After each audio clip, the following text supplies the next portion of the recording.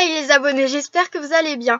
Aujourd'hui on se retrouve avec une toute nouvelle vidéo. On va parler d'un sujet d'actualité, donc la canicule ou la chaleur. Donc d'abord je tenais à m'excuser, la luminosité n'est pas la même que d'habitude, tout simplement parce que en ce moment il fait chaud, donc on n'ouvre pas les volets pour que Charlie ne souffre pas de cette chaleur. Donc voilà. Et aussi, on est allé chez le vétérinaire samedi dernier. Charlie va très bien, il fait 140 grammes.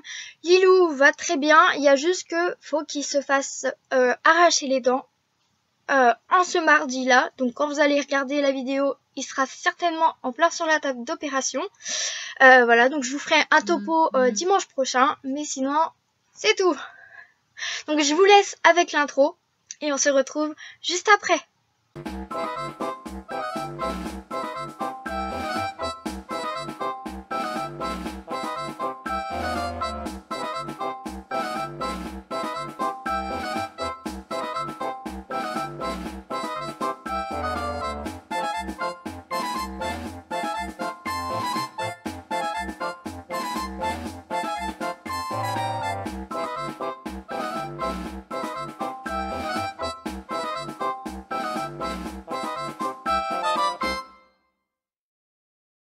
Juillet est bientôt là, et les grandes chaleurs aussi.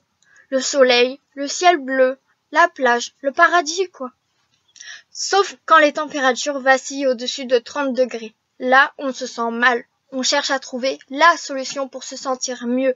Les animaux sont comme nous, mais contrairement à nous, ils ne peuvent pas se débrouiller toujours tout seuls.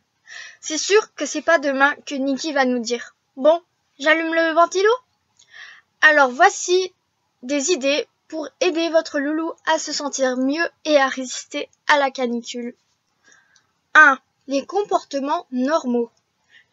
J'ai déjà dû vous le dire dans les vidéos de santé animale ou dans la zoologie, mais les chiens ne suent pas comme nous. Ils allaitent, langue pendante, bouche ouverte et bruit de locomotive. Ils libèrent la vapeur d'eau de leurs poumons. Ils se cachent, dorment comme des paresseux et dans votre jardin, ils vous font des trous qui détruisent votre pelouse ou votre potager au niveau des pommes de terre. C'est tout simplement parce qu'ils se cachent pour chercher de l'ombre et dorment car cela économise leur énergie et permet à leur cœur de battre moins vite et de leur donner moins chaud. Lorsque l'on s'excite, notre cœur bat à toute vitesse et nous avons chaud. Chez eux, c'est le même système. Les trous dans le jardin sont pour trouver de l'humidité et la fraîcheur de la terre. N'avez-vous jamais remarqué? La terre de votre potager est sèche sur le dessus. Mais si vous bêchez pour faire remonter la terre du dessous, la terre est plus sombre de couleur et plus fraîche. Et bien voilà, votre chien en se couchant dessus va se rafraîchir durant quelques heures. 2. Les aides à apporter.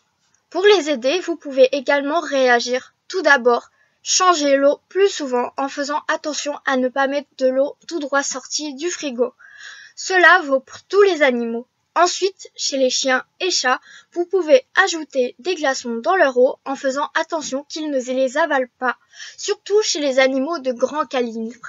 Chez les rongeurs, vous pouvez leur mettre des pains de glaçons ou de bouteilles d'eau au congélateur et le recouvrir d'un tissu pour que l'animal s'y colle. Chez les hamsters, un carreau de carrelage assez large pourra suffire. Vous pouvez le passer un quart d'heure au frigo ou pas.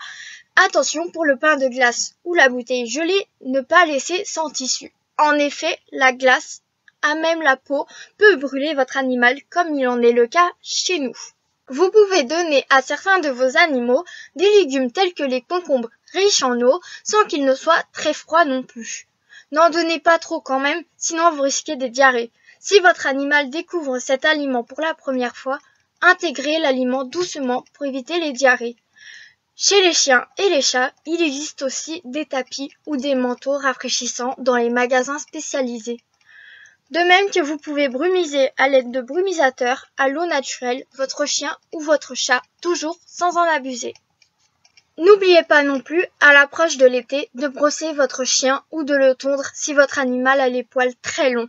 Chez certains animaux, notamment chiens, chats, rats, etc., Vous pouvez laisser à disposition une piscine d'eau pure non chlorée à température ambiante pour se baigner ou mouiller les pattes. Ne faites ça que si votre animal aime l'eau et ne le forcez pas. Et veuillez à ne pas remplir la piscine forcément à ras-bord et surveiller pour éviter la noyade. Pour les sorties entre 12 et 18 heures ne sont pas géniales car la chaleur est plus présente. Dans ces heures-là, les promenades doivent se réduire au strict minimum, les besoins naturels. En sortant votre chien, faites-le marcher de préférence sur l'herbe car le béton peut être beaucoup plus chaud que la chaleur que vous ressentez dans l'air. Leurs petits coussinets sont très sensibles. Si vous allez près d'un lac, d'une rivière ou au bord de la mer, vous pouvez laisser votre animal se baigner. Il ne faut pas le faire baigner dans de l'eau stagnante due aux bactéries. Pensez également à faire vacciner votre animal contre la leptospirose si vous vous prenez dans un endroit où il y a des rats ou qu'il y en aurait potentiellement. Chez vous, laissez vos animaux dans une pièce fraîche à l'ombre. Vous pouvez fermer les volets de la pièce dès 11 heures du matin et ouvrir quand la chaleur sera partie pour aérer. Attention, ouvrir toutes les fenêtres et les portes fait entrer la chaleur dans votre habitat. Si vous utilisez un ventilateur, ne le mettez pas face à votre rongeur. Un courant d'air peut le tuer rapidement. Au niveau des chiens et des chats, assurez-vous qu'ils ne s'approchent pas de trop pour éviter les conjonctivites et que l'animal ne fasse tomber l'objet. Pour les départs en vacances, n'obstruez pas la boîte de transport. Faites des petites pauses toutes les 2 heures pour hydrater l'animal. Vérifiez souvent s'il va bien. Ne voyagez pas la fenêtre ouverte pour votre chien. En effet, en sortant la tête de l'habitat, votre chien peut attraper une otite ou même être blessé par un rétroviseur ou un scooter qui frôle la voiture. La climatisation pourra être un ami, mais faites attention à ne pas la mettre trop fort et à réduire doucement la fraîcheur avant de vous arrêter et de sortir de la voiture. 3. Les choses à ne pas faire. Souvent, on peut se tromper. Essayez une solution qui n'est pas la bonne ou alors ignorez ce qui est mal. Alors voici quelques clés. Ne pas laisser votre animal seul avec un ventilateur allumé chez vous. Ne jamais oublier qu'ils n'ont pas forcément la mentalité de personnes adultes et qu'ils ne feront pas attention, que le ventilateur peut prendre feu, tomber ou avoir tout autre problème. Le ventilateur, c'est comme le grille-pain, si vous n'êtes pas là, ça doit être éteint. En votre absence, ne laissez aucune porte ou fenêtre de votre habitat ouverte, surtout si vous êtes en étage. N'allez pas chercher à câliner ou caresser votre animal. Les câlins, c'est bien, mais ça donne chaud. Alors vous l'aimez, lui vous aime, mais actuellement on est tous moiteux, on sent la sueur, on a chaud, etc. Un animal vous aimera toujours même si cela ne se voit pas. Ne pas laisser votre animal seul dans la voiture, même si les fenêtres sont entr'ouvertes, ne serait-ce que pour aller au WC, faire vos courses ou autre, car même à l'ombre, la température intérieure peut doubler, voire tripler. 4.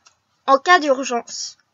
Si votre animal présente les signes d'un coup de chaleur, hyperthermie, donc température corporelle au-dessus de 39 degrés, allaitement marqué, une apathie, donc salivage, marche nonchalante, etc., consultez tout de suite un vétérinaire car l'animal peut succomber rapidement.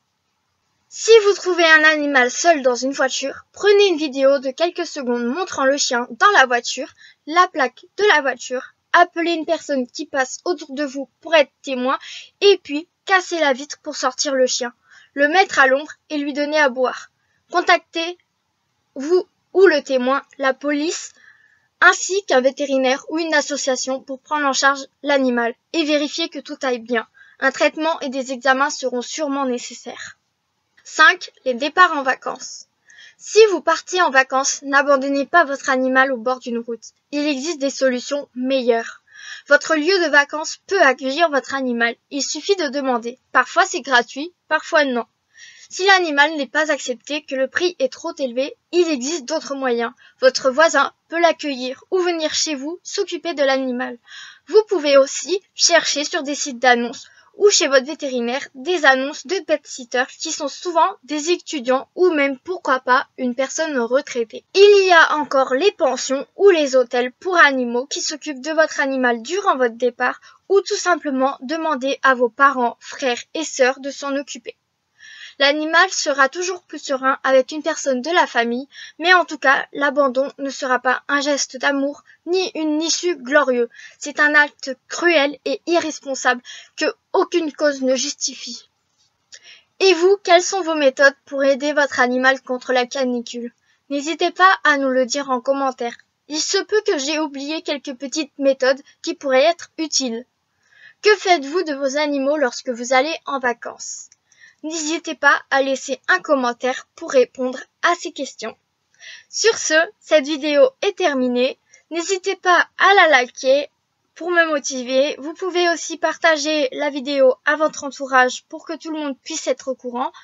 Vous pouvez vous abonner à ma chaîne pour de nouveaux contenus. Et nous, on se retrouve à dimanche. Sur ce, je vous souhaite une bonne semaine. Portez-vous bien et à dimanche. Salut!